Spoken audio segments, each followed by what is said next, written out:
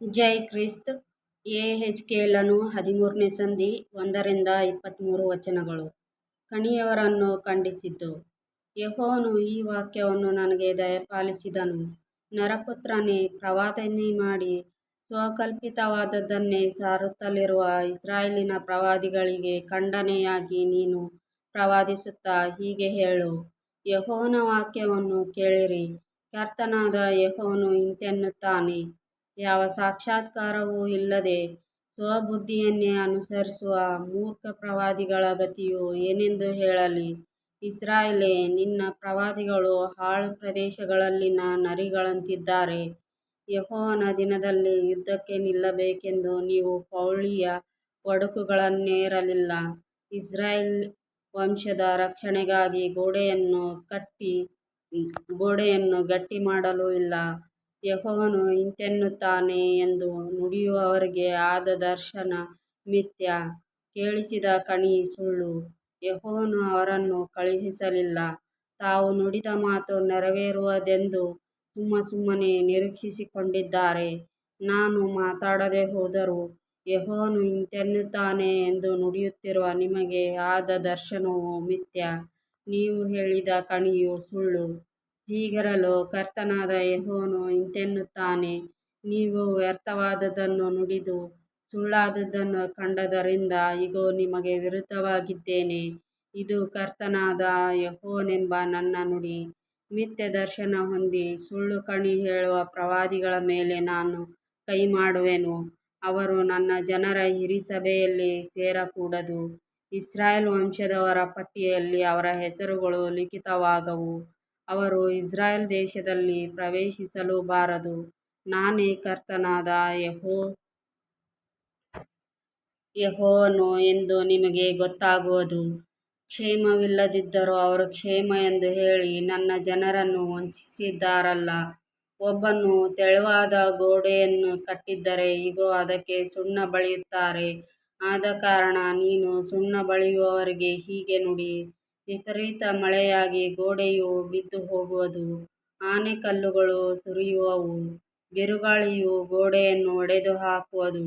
ಇಗೋ, ಗೋಡೆಯು ಬಿದ್ದ ಮೇಲೆ ನೀವು ಬಳಿದ ಸುಣ್ಣ ಎಲ್ಲಿ ಎಂದು ನಿಮ್ಮನ್ನು ಕೇಳುವರಲ್ಲವೇ. ಹೀಗಿರಲು ಕರ್ತನಾದ ಯೆಹೋವನು ಇಂತೆನ್ನುತ್ತಾನೆ. ನಾನು ಸಿಟ್ಟುಗೊಂಡು ಗೋಡೆಯನ್ನು ಬಿರುಗಾಳಿಯಿಂದ ಒಡೆದುಹಾಕುವೆನು. ಅದನ್ನು ನಾಶ ಮಾಡಲಿಕ್ಕೆ ನನ್ನ ಕೋಪದಿಂದ ವಿಪರೀತ ಮಳೆಯುಂಟಾಗುವುದು. ನನ್ನ ರೋಷದಿಂದ ಆನೆಕಲ್ಲುಗಳು ಸುರಿಯುವವು. ನೀವು ಸುಣ್ಣ ಬಳಿದ ಗೋಡೆಯನ್ನು ನಾನು ಹೀಗೆ ಕೆಡವಿ ನೆಲಸಮ ಮಾಡಿ ಅದರ ಅಸ್ತಿವಾರವನ್ನು ಬಯಲುಪಡಿಸುವೆನು. ಅದು ಬಿದ್ದು ಹೋಗುವುದು ಮತ್ತು ನೀವು ಅದರೊಳಗೆ ಸಿಕ್ಕಿಕೊಂಡು ನಾಶವಾಗುವಿರಿ. ನಾನೇ ಯೆಹೋವನು ಎಂದು ನಿಮಗೆ ಗೊತ್ತಾಗುವುದು. ಹೀಗೆ ನಾನು ಗೋಡೆಯಲ್ಲಿಯೂ ಅದಕ್ಕೆ ಸುಣ್ಣ ಬಳಿದ ನಿಮ್ಮಲ್ಲಿಯೂ ರೋಷವನ್ನು ತೀರಿಸಿಕೊಂಡು ಇಂತೆನ್ನುವೆನು. ಇಸ್ರಾಯೇಲಿನ ಪ್ರವಾದಿಗಳೇ, ಕ್ಷೇಮವಿಲ್ಲದಿದ್ದರೂ ಕ್ಷೇಮವಾಗುವುದೆಂಬ ದರ್ಶನಗಳನ್ನು ನೀವು ಕಂಡು ಯೆರೂಸಲೇಮಿನ ವಿಷಯವಾಗಿ ಪ್ರವಾದಿಸಿದ್ದೀರಲ್ಲ. ಗೋಡೆಯೂ ಇಲ್ಲವಾಯಿತು, ಅದಕ್ಕೆ ಸುಣ್ಣ ಬಳಿದವರೂ ಇಲ್ಲವಾದರು. ಇದು ಕರ್ತನಾದ ಯೆಹೋವನ ನುಡಿ.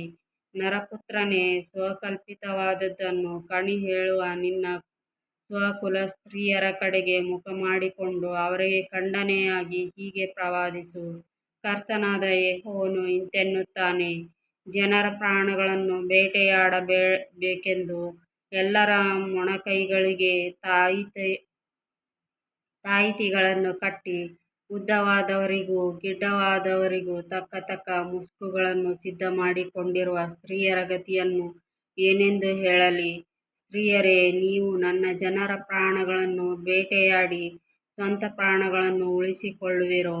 ನೀವು ಜವೆಗೋದಿಯ ಹಿಡಿಗಳನ್ನೂ ರೊಟ್ಟಿಯ ಚೂರುಗಳನ್ನೂ ಆಶಿಸಿ ಸುಳ್ಳು ಮಾತಿಗೆ ಕಿವಿಗೊಡುವ ನನ್ನ ಜನರಿಗೆ ಸುಳ್ಳು ಹೇಳುವುದರಿಂದ ಸಾಯದಿರತಕ್ಕವರನ್ನು ಸಾಯಿಸಿ ಸಾಯತಕ್ಕವರನ್ನು ಉಳಿಸಿ ನನ್ನ ಜನರ ನಡುವೆ ನನ್ನ ಘನತೆಗೆ ಕುಂದು ತಂದಿದ್ದೀರಿ. ಹೀಗಿರಲು ಕರ್ತನಾದ ಯೆಹೋವನು ಇಂತೆನ್ನುತ್ತಾನೆ. ಆಹಾ, ನೀವು ಜನರ ಪ್ರಾಣಗಳನ್ನು ಪಕ್ಷಿಗಳನ್ನು ಎಂಬಂತೆ ಬೇಟೆಯಾಡುವುದಕ್ಕೆ ಸಾಧನವಾದ ನಿಮ್ಮ ತಾಯಿತಿಗಳಿಗೆ ನಾನು ಹೇಸಿ ಅವುಗಳನ್ನು ನಿಮ್ಮ ಕೈಗಳಿಂದ ಕಿತ್ತುಹಾಕುವೆನು. ನೀವು ಪಕ್ಷಿಗಳನ್ನು ಎಂಬಂತೆ ಬೇಟೆಯಾಡುವ ಪ್ರಾಣಿಗಳನ್ನು ನಾನು ಬಿಡಿಸಿಬಿಡುವೆನು. ನಾನು ನಿಮ್ಮ ಮುಸುಕುಗಳನ್ನು ಹರಿದು ನನ್ನ ಜನರನ್ನು ನಿಮ್ಮ ಕೈಯೊಳಗಿಂದ ತಪ್ಪಿಸುವೆನು. ಅವರು ಇನ್ನು ಮೇಲೆ ನಿಮ್ಮ ಕೈಗೆ ಬೇಟೆಯಾಗಿ ಸಿಕ್ಕುವುದಿಲ್ಲ. ನಾನೇ ಯೆಹೋವನು ಎಂದು ನಿಮಗೆ ಗೊತ್ತಾಗುವುದು. ನಾನು ವ್ಯಥೆಗೊಳಿಸದ ಶಿಷ್ಟನ ಮನಸ್ಸನ್ನು ನೀವು ಸುಳ್ಳಾಡಿ ಕುಂದಿಸಿದ್ದರಿಂದಲೂ, ದುಷ್ಟನು ತನ್ನ ದುರ್ಮಾರ್ಗವನ್ನು ಬಿಟ್ಟು ತನ್ನ ಪ್ರಾಣವನ್ನು ಉಳಿಸಿಕೊಳ್ಳದಂತೆ ನೀವು ಅವನ ಕೈಗಳನ್ನು ಬಲಪಡಿಸಿದ್ದರಿಂದಲೂ, ನೀವು ಮಿಥ್ಯಾದರ್ಶನವನ್ನು ಹೊಂದಿ ಕಣಿಹೇಳುವ ಕೆಲಸವು ಇನ್ನು ನಡೆಯುವುದೇ ಇಲ್ಲ. ನನ್ನ ಜನರನ್ನು ನಿಮ್ಮ ಕೈಯೊಳಗಿಂದ ತಪ್ಪಿಸುವೆನು. ನಾನೇ ಯೆಹೋವನು ಎಂದು ನಿಮಗೆ ಗೊತ್ತಾಗುವುದು. ಆಮೆನ್.